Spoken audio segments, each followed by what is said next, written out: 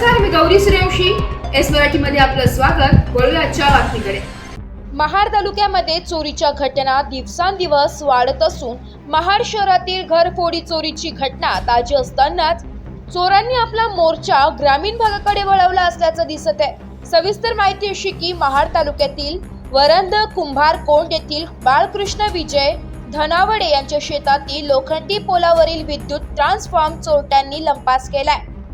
23 डिसेंबर रोजी चोरीची घटना घडल्याची माहिती मिळाली असून मागील काही महिन्यांपूर्वी MIDC पोलीस ठाण्या हद्दीमध्ये अशाच प्रकारची चोरी करताना एका चोराला विजेचा करंट लागला व यामध्ये त्याचा जळून खाक होऊन मृत्यू झाला होता.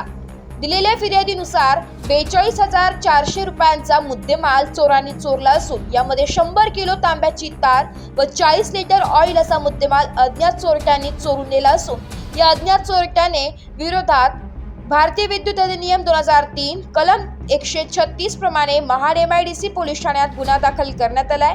शहरातील व ग्रामीण भागातील वाढत्या चोऱ्यांमुळे पोलिसांसमोर मोठे आव्हान उभे राहिले. वरील संपूर्ण गुन्ह्याचा अधिक तपास महाड MIDC पोलीस ठाण्याचे सहाय्यक पोलीस निरीक्षक जीवन माने यांच्या मार्गदर्शनाखाली पोलीस नाईक इकबाल शेख करीत आहे. एस मराठी न्यूज साठी प्रतिनिधी नितेश लोखंडे, महाड. अशाच नवीन ताज्या घडामोडी जाणून घेण्यासाठी आमच्या एस मराठी न्यूज चॅनलला लाईक करा, शेअर करा, सबस्क्राईब करा आणि बेल आयकॉनला क्लिक करायला विसरू नका.